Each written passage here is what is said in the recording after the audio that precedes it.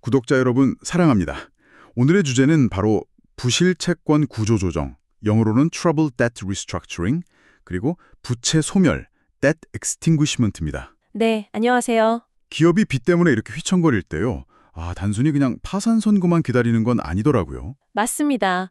그 이면에는 사실 채권자랑 채무자 간에 아주 치열한 줄다리기가 있죠.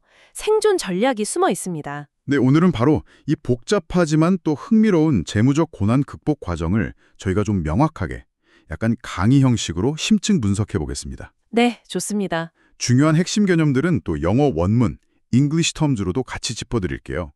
자, 그럼 먼저 부실 채권 구조 조정, TDR부터 시작해 볼까요? 이게 정확히 어떤 상황을 말하는 건가요? 네, 그 TDR이라는 건요.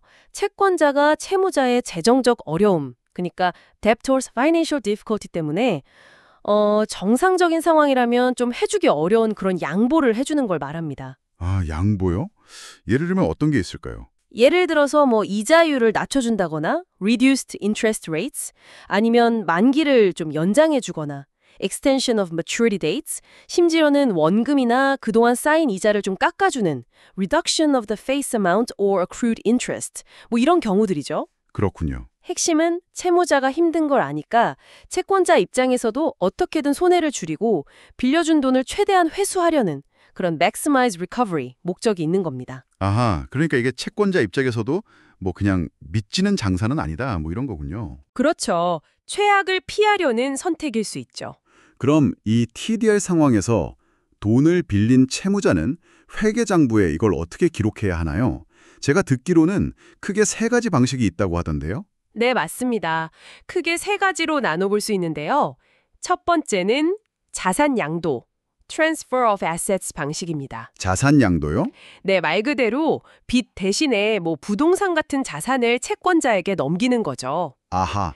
이때는 그 갚아야 할 부채의 장부 금액, carrying amount 하고요.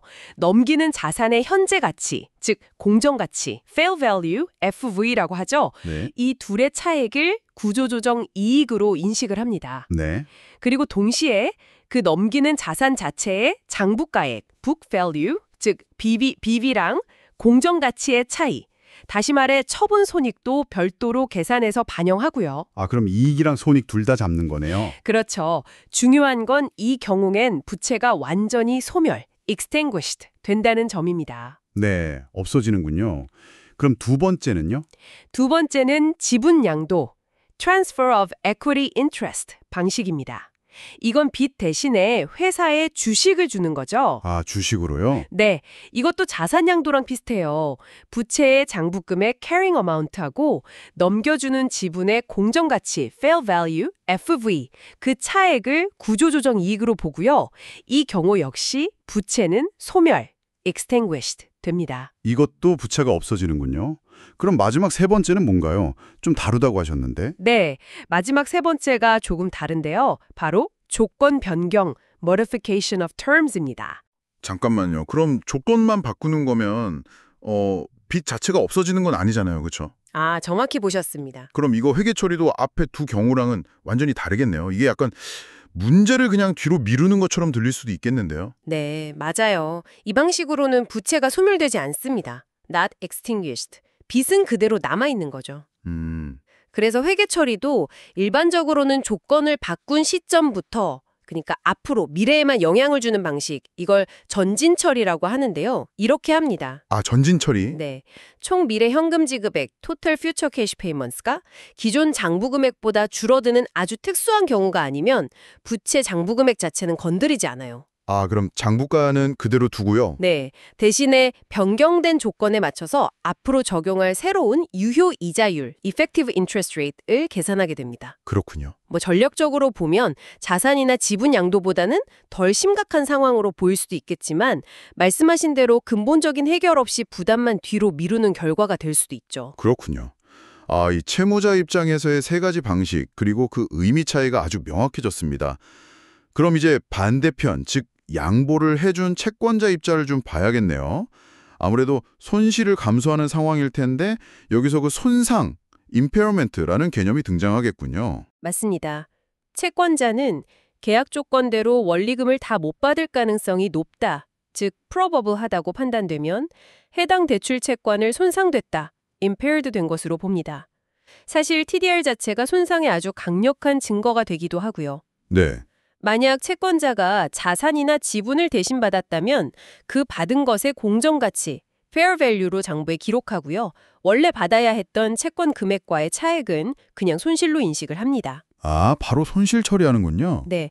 그런데 조건 변경만 해준 경우에는 앞으로 못 받을 것으로 예상되는 금액, 이걸 예상 신용 손실이라고 하는데 이걸 대손충당금, allowance for credit losses로 설정해서 손실을 추정하게 됩니다. 대손충당금이요? 네. 이때 만약 미래 현금 흐름을 할인해서 현재 가치를 구하는 방식, 즉 discounted cash flow approach를 쓴다면 구조조정 후에 새로운 유효이자율, post restructuring effective interest rate를 할인율로 사용해야 하고요. 네, 채권자도 결국은 현실적인 손실을 회계에 반영해야 하는 거군요. 그렇다면 부채 소멸, extinguishment of debt, 이 빚이 완전히 사라지는 건 정확히 언제로 봐야 할까요? 아까 TDR의 조건 변경은 소멸이 아니라고 하셨는데 이 개념을 좀 더 명확히 해주시죠. 네. 부채 소멸은 말 그대로 빚이 없어지는 겁니다.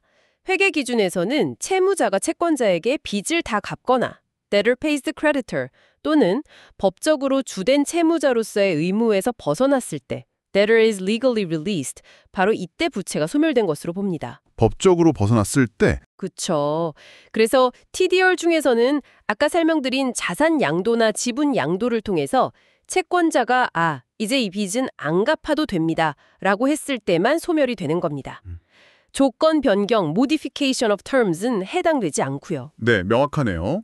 그리고 참고로 그 빚 갚을 돈을 미리 신탁 같은 곳에 넣어두는 실질적 채무 소멸, in-substance defeasance라는 방식이 있는데요. 네. 그건 뭔가요? 이건 채무자가 여전히 최종 상환 책임을 지기 때문에 회계상으로는 부채 소멸로 인정하지 않습니다. 돈을 맡겨나고 소멸은 아니다. 네. 그리고 만기 전에 빚을 미리 갚아서 소멸시키는 경우에는 보통 그 실제 갚은 돈 reacquisition price와 장부상 부채 금액 net carrying amount의 차이를 바로 손익으로 인식하고요. 자, 오늘 부실채권 구조조화와 부채 소멸에 대해서 정말 깊이 파고들었습니다. 와, 용어도 많고 좀 복잡했지만 기업의 어떤 생사를 가르는 중요한 의사결정 과정을 들여다본 기분입니다. 맞습니다. 아마 구독자님께서 앞으로 기업 관련 뉴스나 재무제표 이런 거 보실 때 부채 구조조정 같은 단어를 보시면요. 오늘 나눈 이야기들을 바탕으로 그 의미를 훨씬 더 깊게 이해하실 수 있을 겁니다. 그렇죠. 이게 그냥 넘길 단어가 아니었네요. 네. 이건 자산 매각을 통한 부채 소멸이니까 어쩌면 재무 구조가 정말 나아지는 신호일 수 있겠다. 라든지 혹은 조건 변경이네. 그럼 아직 안심하긴 좀 이른가? 이렇게 판단하는 눈을 갖게 되시는 거죠. 와, 재밌네요. 재무정보 너머에 그 진짜 스토리를 읽어내는 힘, 이것이 오늘 저희 분석의 어떤 핵심 가치가 아닐까 싶습니다. 다음에 더 흥미로운 주제로 찾아뵙겠습니다. 네, 기대하겠습니다. 감사합니다.